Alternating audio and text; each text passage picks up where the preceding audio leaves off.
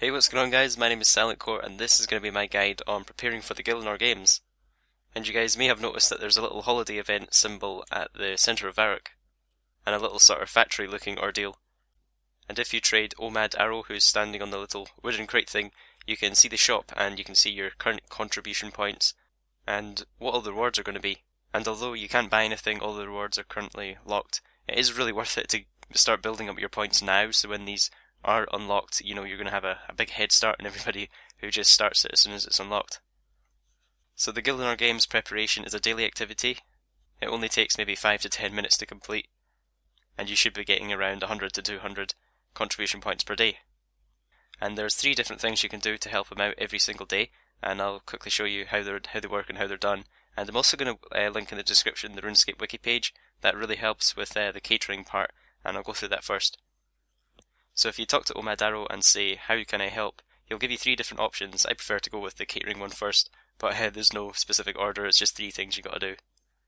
So to do the catering part, you want to go to the left hand side and click on the Prep Food Gielinor Games Kitchen. The interface might look quite complicated, but actually it's pretty simple. Basically he'll give you 3 different tastes and you have to make a dish to do a combination of these 3 tastes. The example I've got here is bitter, savoury and sweet, but yours is likely to be something a little bit different. Now if you look at the left hand side, you have all the pictures of all the different type of foods you do, and all these foods have different sort of attributes to different sort of sweet. Some might be sweet and spicy, some might be sour and fruity, and you have to pick 4 of the best ones that give you the most points in these 3 attributes that they want. So the bitter, savoury and sweet, you want to get 4 items which could maximise those attributes. So you have the pot symbol in the middle, you can drag 4 different items into this area, and that'll be the 4 you'll choose from. And you can see at the right hand side you have a little graph and it shows you how high each one's going to be once you've added them in the pot. And also the total points is listed at the bottom right hand side, so the more bitter, savoury and sweet my dish is, the more points I'm going to get.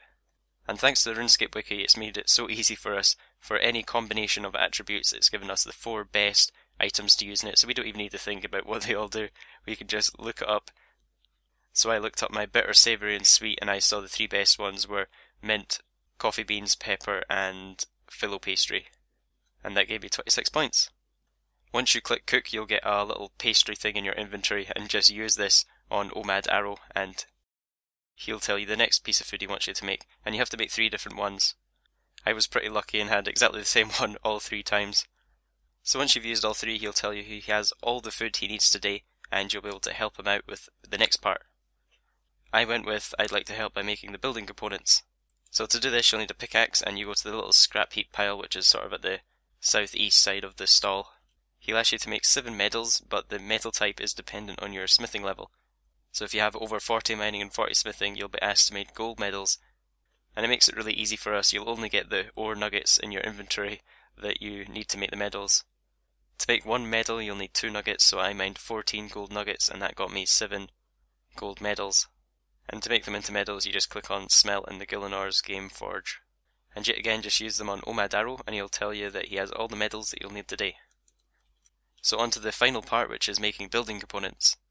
I believe this one's a members only, and yet again we go to the same scrap heap pile at the southeast of the stall. And remember, bring a good pickaxe. You don't want to be using the bronze one in your tool belt. If you have a dragon one, bring it. He'll either ask you to make bricks, iron girders or steel girders. You'll only get the nuggets in your inventory of the item you've been asked to make, so just get 14 of the ore in your inventory and then click Smelt in the furnace again. It takes 2 nuggets to make a steel girder. You'll get some experience for doing this. You'll get some cooking XP, some mining and smithing XP for the medal making, and some construction and mining XP for the construction one. So it's really worth doing this whether you're free to play or pay to play. Just get those points up and we'll be ready for the Gielinor Games. So I hope you found this video helpful. If you did, please consider leaving it a like, and I'll see you guys in the next video. Peace.